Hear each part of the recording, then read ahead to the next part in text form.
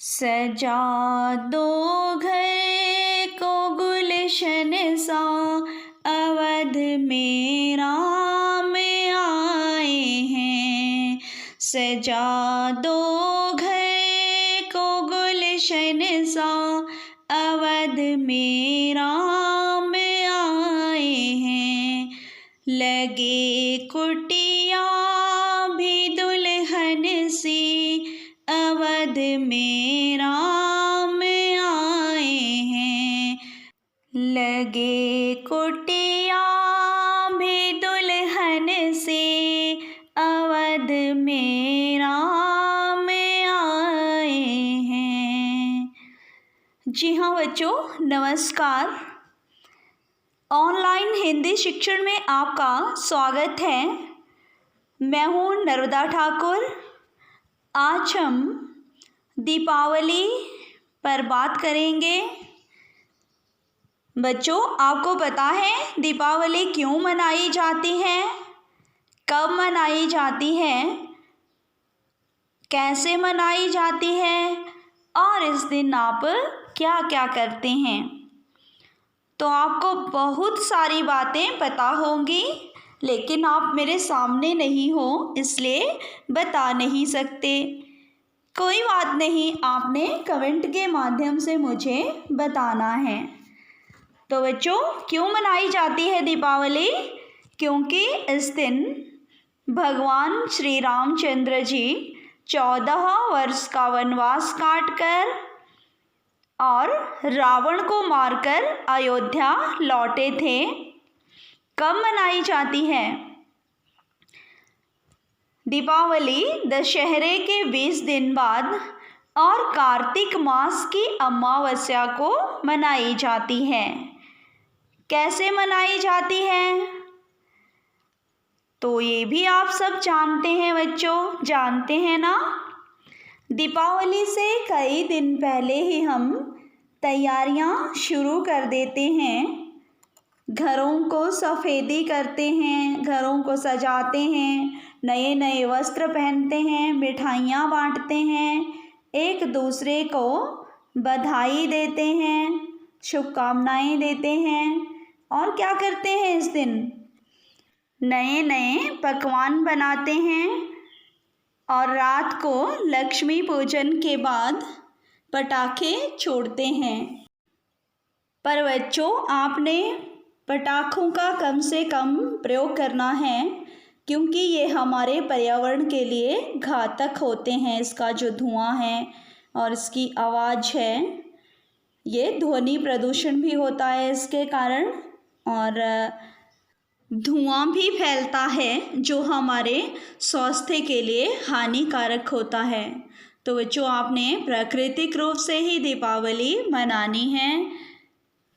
तो आइए अब एक उदाहरण के माध्यम से मैं आपको दीपावली पर 10 पंक्तियाँ लिखना सिखाऊंगी। दीपावली पर 10 पंक्तियाँ मतलब 10 पंक्तियों का निबंध आपने लिखना है। ठीक है बच्चों। नंबर 1, दीपावली हिंदुओं का पवित्र पर्व है और यह कार्तिक मास की अमावस्या को मनाई जाती है। अमावस्या होता है बच्चों अंधेरी रात।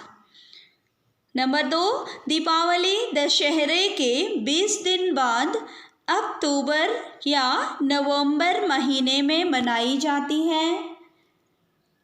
इस दिन भगवान राम, लक्ष्मण और सीता माता 14 वर्ष वनवास के बाद अयोध्या लौटे थे। उनकी जीत और आगमन की खुशी में अयोध्या के लोगों ने भी दीपक से पूरे शहर को प्रकाशित कर दिया था। आगमन होता है आना बच्चों। उनके आने की खुशी में पूरी अयोध्या को दीपों से जगमगा दिया था लोगों ने। दिवाली बुराई पर अच्छाई की जीत का प्रतीक है। अगर आप दिवाली लिखोगे तो मात्रा छोटी ए की लगानी है। यदि आप दीपावली लिखोगे तो मात्रा बड़ी ई की लगानी है बच्चों। सभी लोग इस दिन नए नए कपड़े पहनते हैं और एक दूसरे को शुभकामनाएं देते हैं।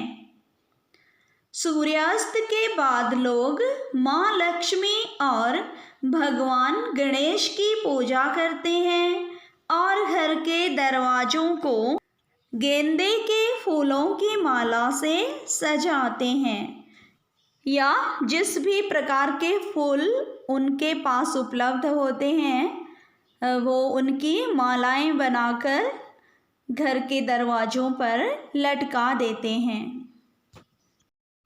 शाम को पूजा करने के बाद सभी लोग अपने घरों के बरामदों में घी के दिए जलाकर रोशनी करते हैं।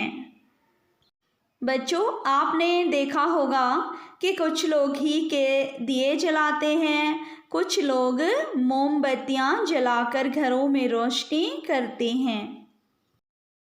सभी लोग रात के समय मोमबत्तियां जलाते हैं और आतिशबाजी छोड़ने का आनंद लेते हैं। आतिशबाजी होता है पटाखे, बारूद। यह त्योहार पूरे भारत में एकता के प्रतीक के रूप में मनाया जाता है।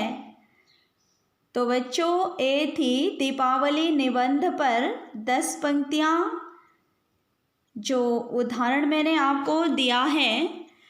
आपने पूरे वीडियो को ध्यानपूर्वक सुनना है, समझना है। उसके पश्चात आप जिस भी प्रकार से दीपावली मनाते हैं वो वाली 10 पंक्तियाँ आपने इस निबंध के माध्यम से लिखनी हैं। अब गृह कार्य देख लेते हैं बच्चों, आपने घर में क्या करना है। बच्चों, एक छोटा सा गृह कार्य मैं आपको दे रही हूँ। आपने पटाखे, फुलझड़ियाँ और दीपक के चित्र बनाने हैं और बनाने के पश्चात अपने कक्षा के हिंदी शिक्षक या शिक्षिका जो भी आपको पढ़ाते हैं उनको व्हाट्सएप के माध्यम से भेजने हैं। तो आज के लिए इतना ही। कल हम फिर किसी नए विषय के साथ मिलेंगे। तब तक के लिए जय हिंद, जय भारत, धन्यवाद।